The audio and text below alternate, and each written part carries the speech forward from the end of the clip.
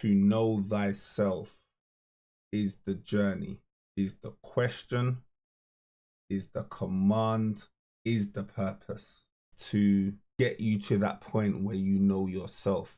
What else is there in the beginning? Once you know yourself, that's another conversation. But the first conversation is, how do you know yourself? What can I do to get closer to myself? What can I do to get closer to my true self? That first question, who am I, can spark an explosion of curiosity that could last a lifetime. It did in me. And so 20 years later, I'm here sharing with you 56 ways to know yourself. This is a video about setting the energy for 2024 and that time of resolutions, that time of revolution. All of these techniques, all of these methods, these exercises, these practices are methods that I've either tried, and about 90% of them are incorporated into my daily practice, into my work, into the work, the great work. These are things that I know to work for myself and that I'm sharing with yourself. These are things that I know that have worked for my clients and that I'm sharing with you.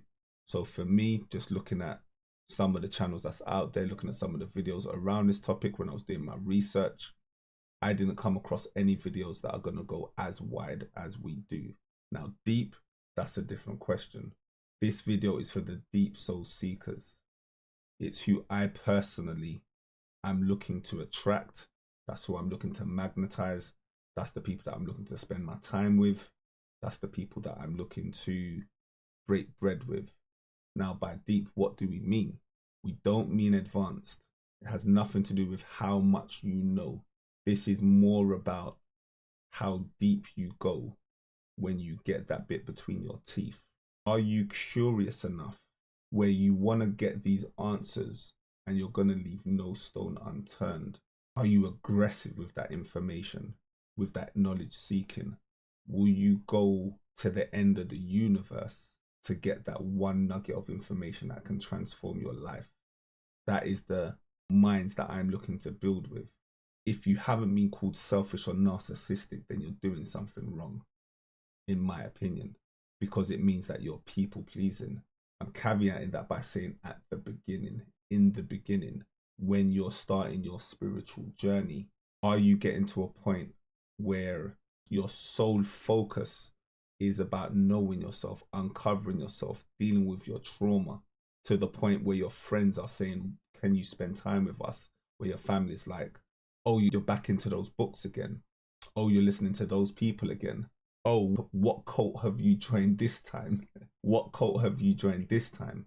That's who this video is for. This video is for people that are looking to go on a journey, that are already on a journey towards mastery of themselves. So the focus is, how can we do for self? Remembering the caveat that all is self and self is all. And so even if you're an advanced practitioner, even as an advanced practitioner, you may have 10, 15, 20 techniques that you've already heard of here.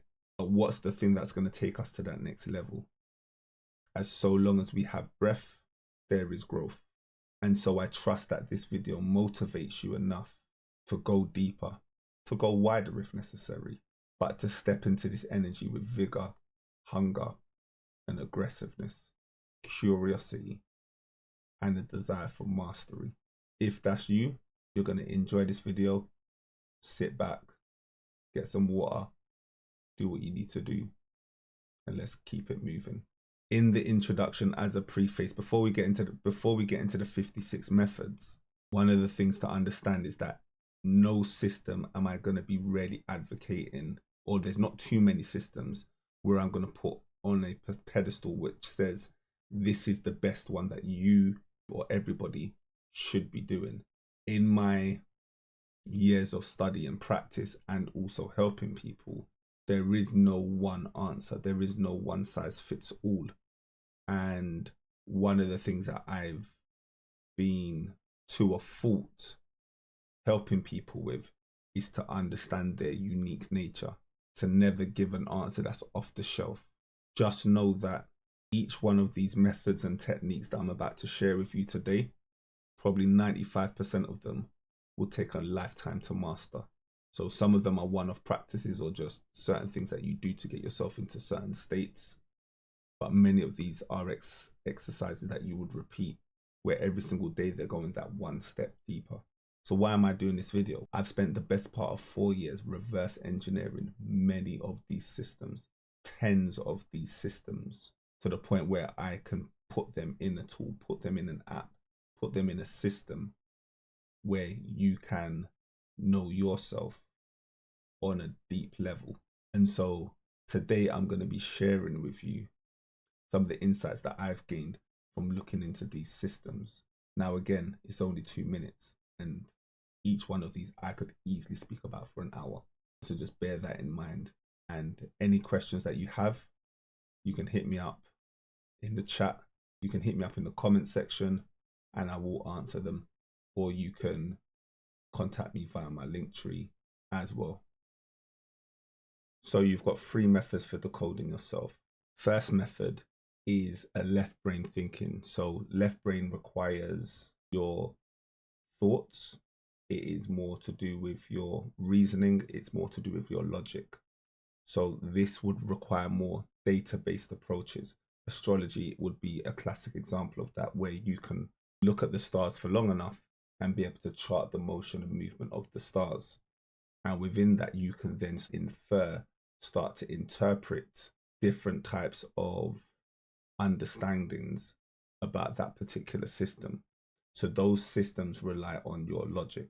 The second is, conversely, approaches that focus more on your right side of the brain.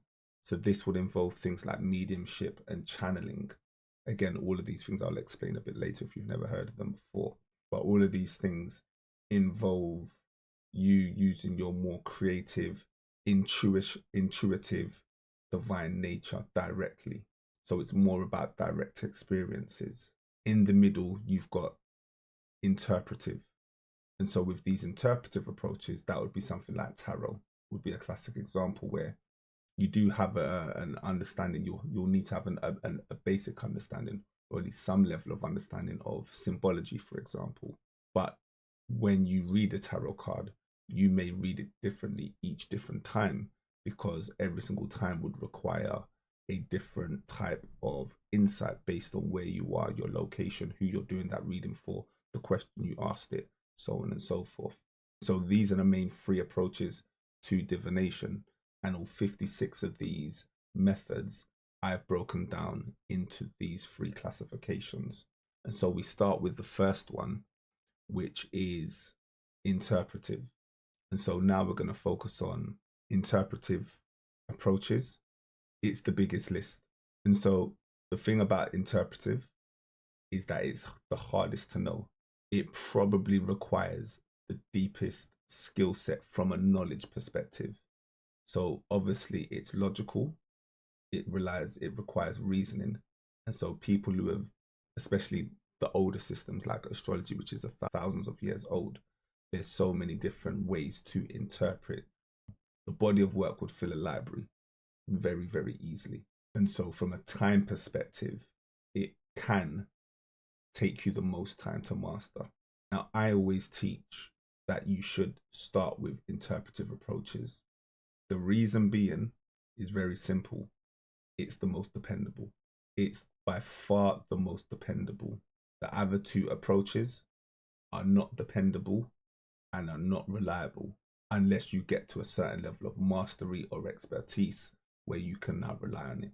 But when it comes to the interpretive approaches, because there is a methodology, there is a logic to it, you can just follow the step-by-step process and then get to that desired result.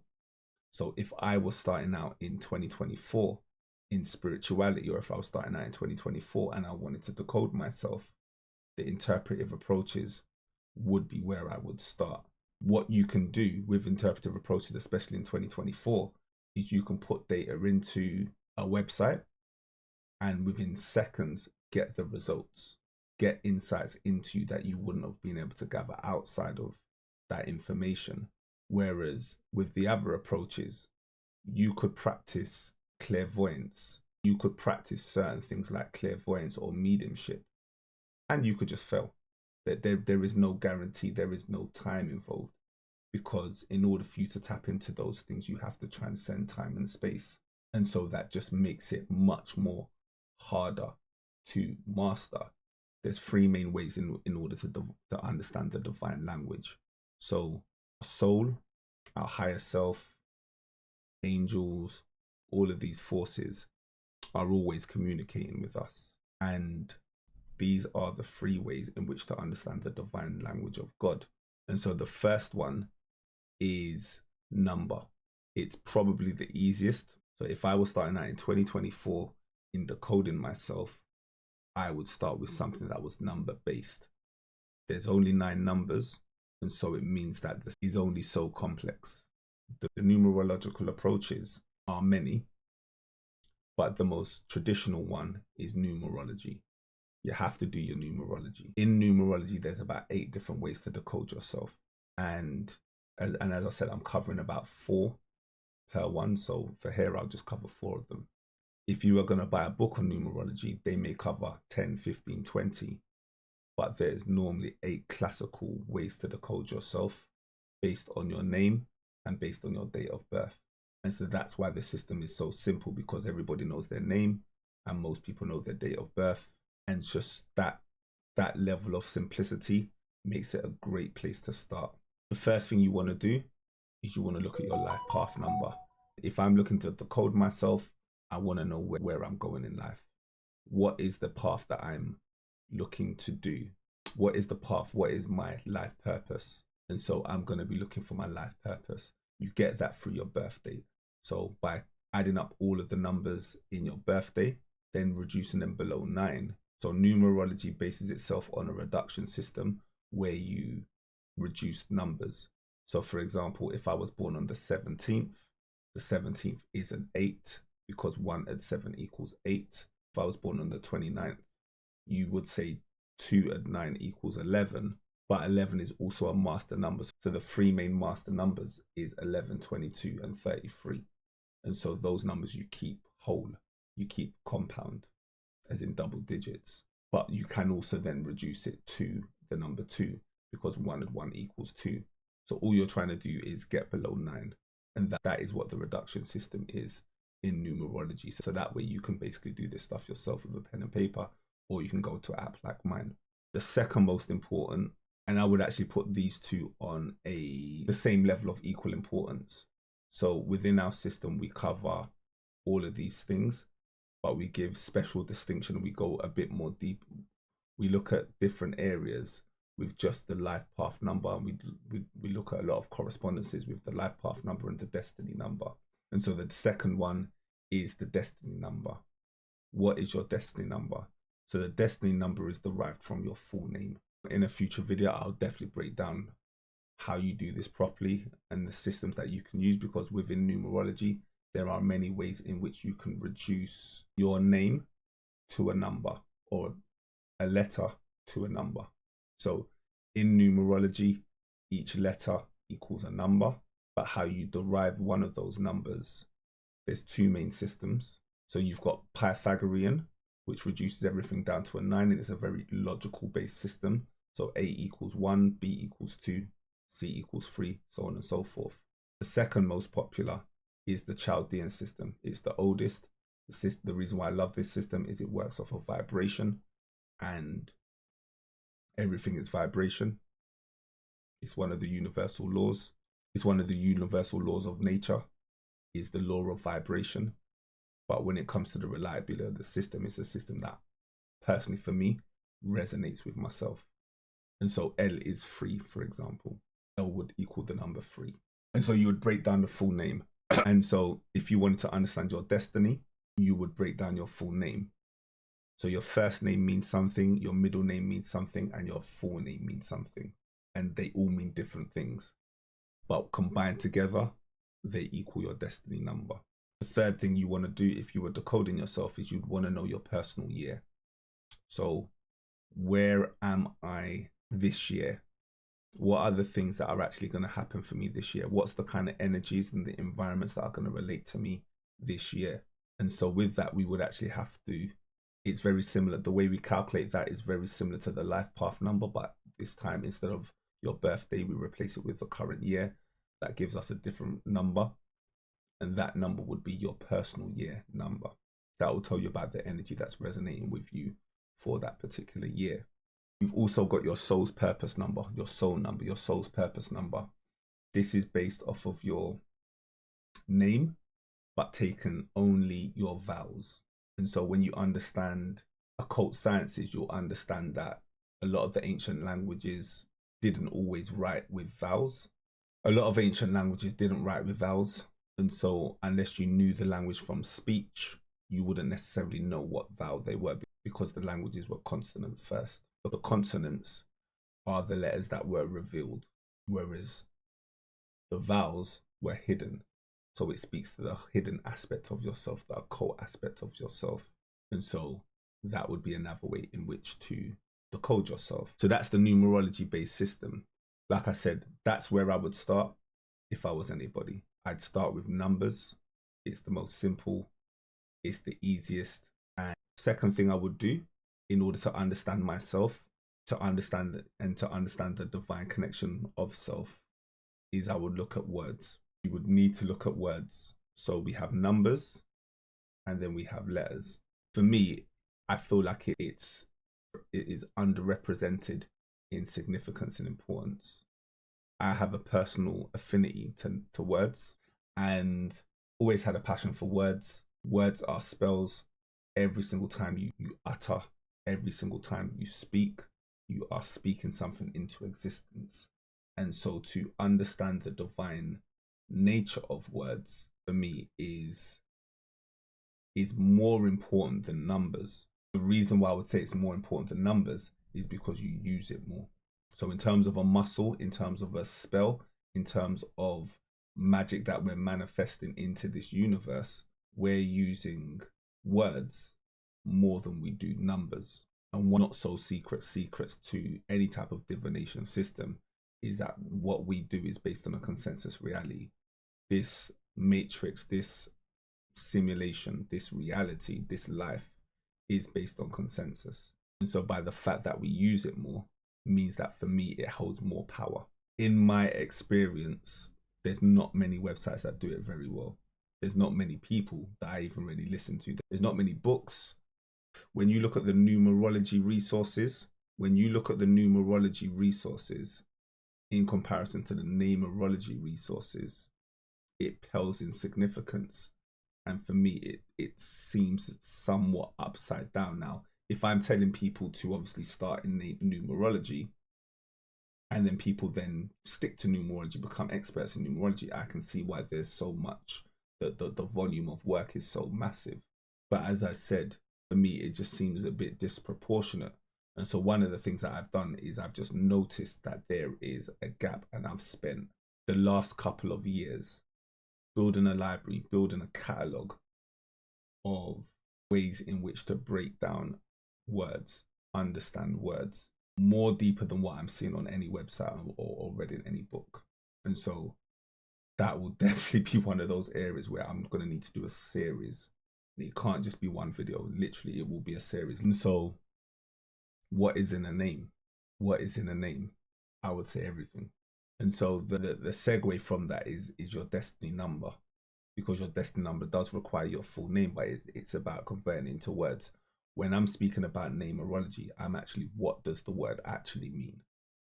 So the first one we've already discussed, really, which is your destiny number insights. So your destiny number insights gives you the full name. There's two subcategories that I'll give you as well. So one is etymology. Passion-wise, time-wise, out of all of these divination systems, it's one of the areas where I've spent the most time understanding the history of words. So you've got connotation and denotation. Each word has an origin meaning. The reason why you want to understand the origin is because that origin has a root. We are strongest at our roots. So regardless of how much a word changes over time, The person that casted the spell, the person that made that word up, the culture that made that word up, left a signature, left a signature, left an imprint that is always going to be there. And so for me, understanding the etymology of words is the easiest way for me to understand the spiritual history of a word. And the work that has been done on etymology is very deep in terms of the scholarship. And so if I wanted to understand the spiritual meaning of words, etymology is almost where I start. So Etymology Online is another great resource as well for that. Second thing you want to do, similar to etymology, but this time we're talking about heritage. So just these two alone are a lovely combination. That's why I've done them, because as I said, a lot of these methods will need to be integrated. So you're going to need to do all of them plus more. I'm only giving you 4. When I break down numerology, I've got 11 ways in which I normally break down a word if I really want to go deep. And those 11 ways have further sub levels as well. So what we want to do is we want to understand the heritage and culture. So when we're looking in etymology, one of the first things I'm going to do, outside of looking for the meaning of the word, okay, what is the original meaning of the word? So that's another one. So that's another way to decode, is obviously what is the original meaning of the word. That's where you get your etymology from. But it will also tell you, these websites will also tell you where that word originated from. Anytime I see where a word originates from, I then need to think about that word in context of that culture, in context of that heritage, in context of the letters that were fused, that were formed when they were making these words. So Hebrew has got its own alphabet system, and each alphabet, each letter has a meaning. The way I teach it is that each letter is a hieroglyph unto itself. And so if you really want to go deep, you need to understand the symbology behind each letter. And you would do that, and you would start with the heritage. And in order to do that, so you're not confusing yourself, and so you're being focused in your research, you would want to understand the heritage, the culture, the country origin of that particular letter. It's an absolute deep science, because again, with what you get with a culture is you get the spirit of that nation.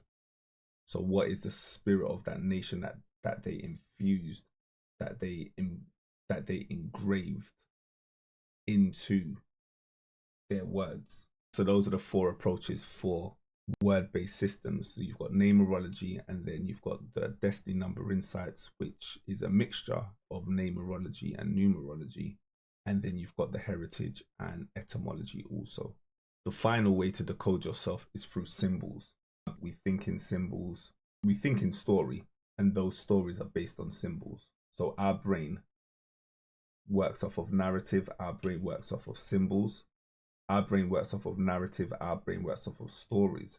What makes up those stories are the images that are imprinted. Each one of those images is symbolic. So if I see a orange, that may mean something different to me than that will mean to you based on your life experiences and your knowledge. From a critical thinking perspective, we go to school and it's compulsory that we learn maths and English and science in most countries, but we don't learn in symbols, the way that our brain is actually designed and programmed. And so our symbolic knowledge and experience from an education perspective stops at primary school, stops at about age 5 and 6 in terms of learning shapes and what they mean and how to work out shapes. Unless you're studying trigonometry, it literally, most people's education on shapes stops at primary school. In order for you to bring back balance to that, it's going to require a huge amount of study to understand symbology. And so you can start to see why, although interpretive approaches are dependable, they're also the hardest to know because of the breadth and depth of these subject matters. The father of symbology is geometry. And so that's based on measurement of angles, the compass and the square, and of angles. And that's where you get astrology from. So in order for you to understand astrology, you would need to understand the angles and the relationships that are derived from those angles of the stars. So regardless of the astrology, whether it's Western or Eastern astrology, you're going to need to know the measurement. So here on symbology, I'm going to cover 5 quick ways in which you can understand yourself and get more symbolic insights. And for now, we're just going to stick to astrology for all 5 of those because of the richness of that system. And so many of the interpretive divination systems, as I said, either base themselves on numerology, Namerology, or astrology. So those base systems then give birth to many of the other systems that you may have heard of, like human design, which we'll talk about later. So the first thing you want to do in astrology is to study your natal chart. Number 1 thing you want to do is go study your natal chart, your birth chart. For that, you'll need to know your name, your date of birth, your time of birth, and your place of birth. Most people don't know that. Quite a lot of people don't know their time of birth. Ask your parents, at least were you born in the morning, were you born at night. If you don't know your time of birth, your chart can only be 95% accurate. And so you want to know your time of birth at least to the nearest 2 hours, based on how astrology works, at least to the nearest 2 hours. Obviously, if you get it down to a minute level, then obviously that's better. So within astrology, the first thing the 3 things that you're probably going to want to understand, again, astrology is very deep. There's libraries that will cover, I'm sure there's many people in this world that have a library full of just astrology books. First thing you want to do with your birth chart is you want to understand your sun sign, you want to understand your moon, you want to understand your rising sign. Your rising sign is who you're going to become, your moon sign is your subconscious and your emotions, and your sun sign is your personality, the thing that people see the most about you, or the thing that you see in yourself the most, the thing that shines the brightest.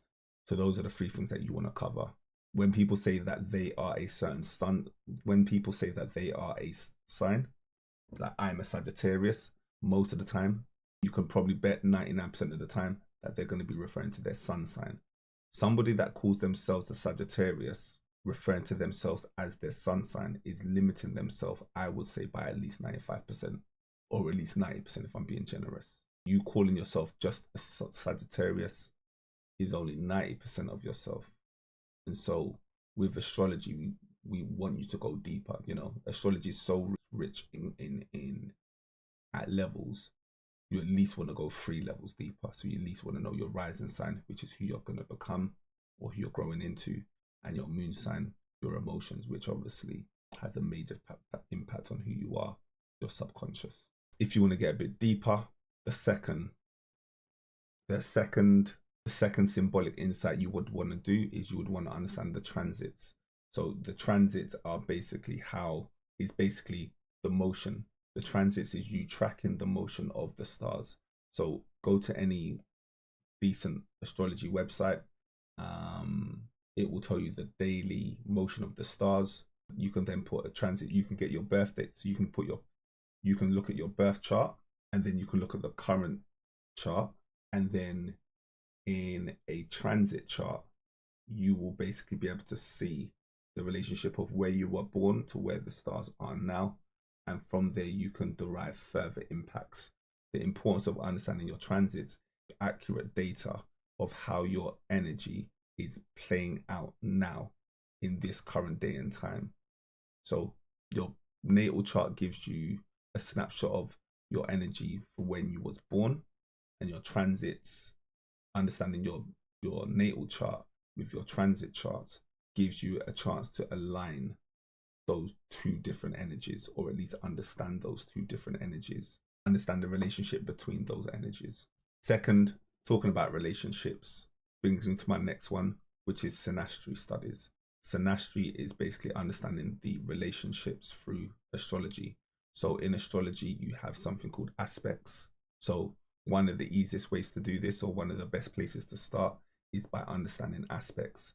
In aspects, you have the 4 main aspects in astrology are conjunction, trine, opposition, and square. Opposition, and now again, some people will say that some of these energies are good and some of these energies are bad. This is about relationships. So it's about the closeness and the angles of one planet to another. So a square would be 90 degrees in that birth chart, forming a square, a right angle. And so it at a very, so a square, whereas a conjunction, they're close together. So in a conjunction, the planets are close together, which means that the energies have a strong influence on one another. Not all planets get along, so you couldn't really say whether that conjunction was a good thing or a bad thing. In order to understand the relation of planets, you would also need to pull up a dignities table. This will give you the relationships of whether planets like each other or not. And there's 4 main dignities. So you would need to put up a dignities table. This will let you know what 4 planets, what are the relationship between planets, and there's normally 4 categories, just like there are 4 classical categories for the aspects, which are different. So a combination of those 2, if you wanted to go a bit deeper to, like, let's say a medium level, those 2 things, the combination of those 2 things would allow you to start doing synastry studies. Next thing is solar returns. So when you were born, the planets were in one position. Solar return is one full cycle where that particular planet or that particular body is now back in its same position. Is now back in its same position. So the energy has now returned. And so it's called a solar return, for example, or a returns. There are many different planets. So every single planet moves around the sun at a different pace, at a different rhythm, at a different time. And so a solar return is what they call your birthday, because it takes 1 year for the sun to rotate into the same position as the year before. The next solar returns have a transformative energy, because solar returns have a transformative energy because we work off of cycles. Lunar nodes, exploration.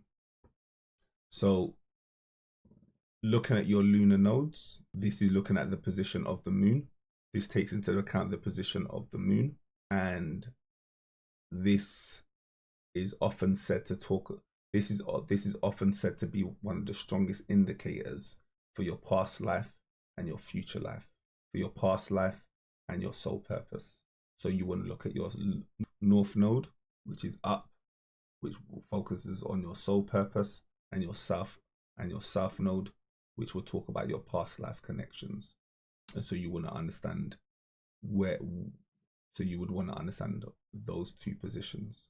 So a really powerful combination is to look at your north node and your rising sign. So who am I becoming and what is my soul purpose?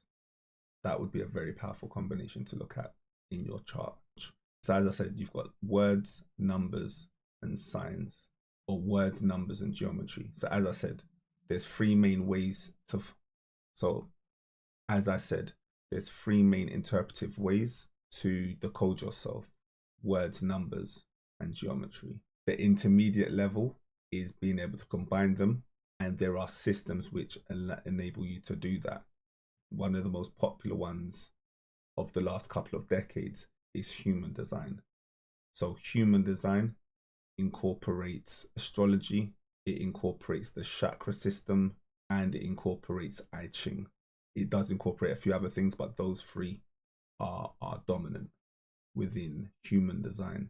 And so if you were looking at a divination system that had combined approaches, that would be a great place to start. Human design is astrology based.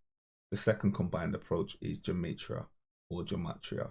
So in Gematria, that is the combination of words and numbers.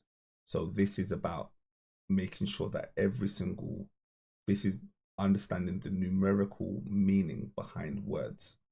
As I said, there's 2 main systems, but there are tens of systems that are, let's say, accepted. And for me, I use 3 or 4. And so for me, I am system agnostic. I don't care about the system. I care about its use, its purpose, and its intent. And so I take a very practical approach to combining these approaches. I don't really use Hebrew Gematria in my daily basis. But if I'm decoding the Old Testament, I'm going to use Hebrew, because the Bible was written, because the Old Testament was written in Hebrew. And so I'm going to use the Hebrew Gematria to decode those words. But I wouldn't do that for the New Testament, because the New Testament was written in Greek. And so for the Greek system, and so for the Bible, I'm going to use Greek Gematria, or the Greek equivalents of interpreting the numbers. And so, just to be clear, Gematria is converting each word into a letter, and you have multiple systems. So the third combined approach is Sono. So here is just me plugging Sono for a few seconds. So Sono is a product Sono is a new divination system. I wouldn't necessarily call it new. It's new as a divination system in terms of me introducing it to the world and me working on this product and system for, over 3 years, about 4 years. And essentially what we do is we have an omni divination system approach, an integrated divination system approach. So it's similar to, it has similar ideas to, for example, human design or Gematria. But what we've done is we've just combined 15 plus divination systems into one system. So we haven't really created too many new things, new systems, although there are, like I said, with the Namerology, and there is an interesting chakra system that I've also developed that has got a lot of new ways to interpret chakras, or interpret the dominant chakras within yourself. And so there are, so within that, there are some new things that I have built into the divination system that you won't be able to get anywhere else.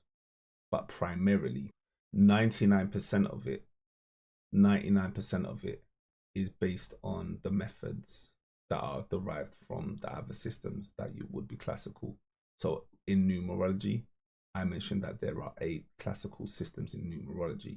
We use those 8 classical methods in numerology to interpret your name and derive further insights. What sets Sono apart from any other divination system is the integration of all systems into one. So where we truly stand out is in our ability to summarize information and analyze information. How does numerology relate to astrology? How does your astrology chart relate to your human design chart? How does your human design chart relate to your name?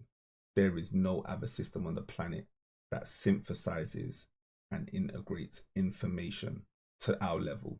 In my history and in my research, even to this day, where I'm producing a video about decoding 2024, and I've been in 3 years in development, the most I've ever seen is 2 divination systems being integrated, and they're not integrated to the level that we're at, not even 2%. And our system, and Sono, is not just a divination system. I'm only mentioning it here because one of the unique tools within Sono, and Sono has 14 different tools. One of the tools within Sono is its omni integrated divination system, but that's only one of 14 tools. All of the tools allow you to decode yourself. Hence why I'm doing a video on 56 ways to decode yourself, because I'm so passionate about it. I've spent thousands of pounds developing an app that helps people do this. So did I get to my 2 minutes?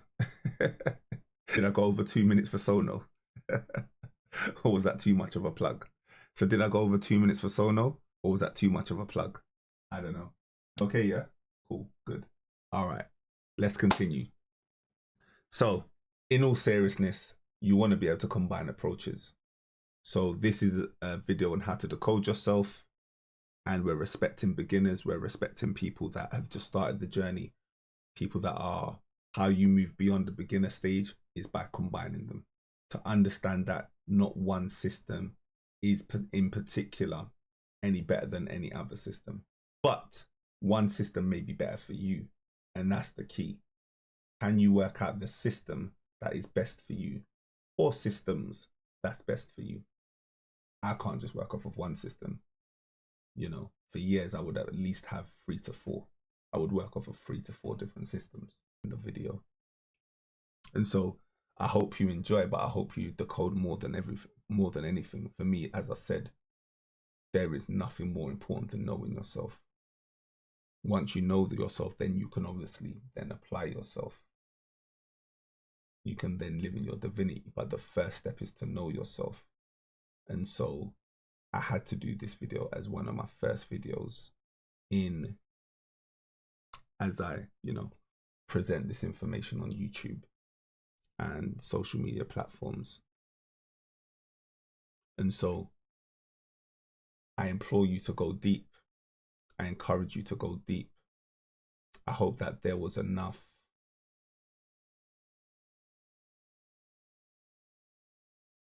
range and ways for you to explore, where you can truly start to get some revelations about yourself. The most magical thing in life is when you get to know yourself. It's the most magical experience when you can actually start to see the reality that you co-created before you came down here.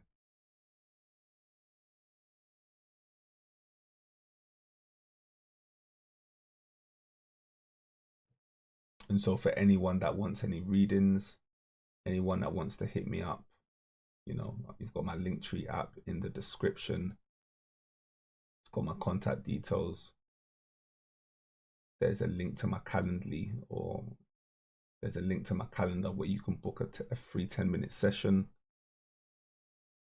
If you like this video, if you enjoy what we're doing, if you want to be part of the journey, don't forget to like and subscribe. Don't forget to subscribe.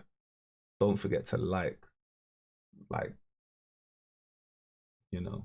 it really does help the channel grow. It really does help the algorithm. It is true. I've already seen it, and I'm only in my early days, but I've seen how those likes are helping me being pushed out to more than just 2 people. And so I'm deeply appreciative of that at this stage. And so yeah, the more you can like those videos, if you found any value in this video, hit that subscribe button, hit that like button, leave a comment. I'll get back to you.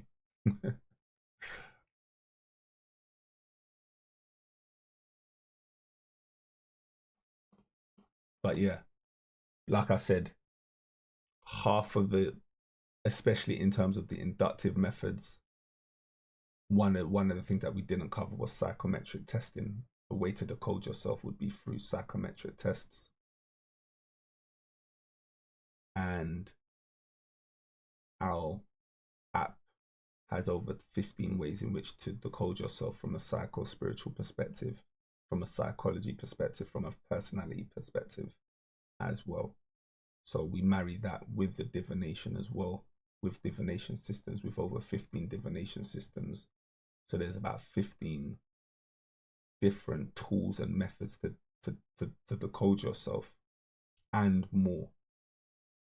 So if you book a full reading with me, you get over 40 different ways to decode yourself, which is basically giving you hundreds, and I'm not joking, hundreds of data points for you to garner, for you to know, for you to explore, for you to have fun, for you to be creative, for you to intuit, for you to interpret, for you to get your hands on and directly experience, because we give you those solutions on how to do that as well, based on those codes that you've just now derived. So if anyone wants to jump on that journey with me, you know where to hit me up. It's in the description. So until the next video, where we're going to start to go a bit deeper. We need to start to go a bit deeper. Like I've done a few videos where we've went wide. And so within the next couple of videos, if not the next one, we're going to start to go deeper and actually delve into some of these systems on a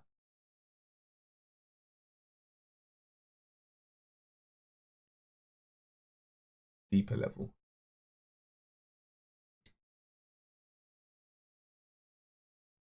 And so yeah, if you got to the end of me, so yeah, if you've got to the end of this video, So thank you, thank you, thank you. So if you got to the end of this video and you're still with me, then you're a soldier.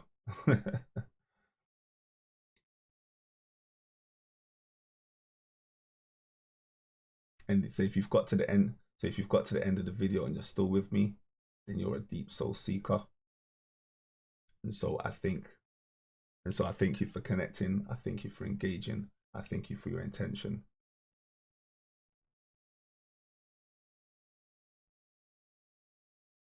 In a universe that's mental, the only thing of value is your attention. And so I thank you. I appreciate you, and I love you. I'm out till next time. Peace.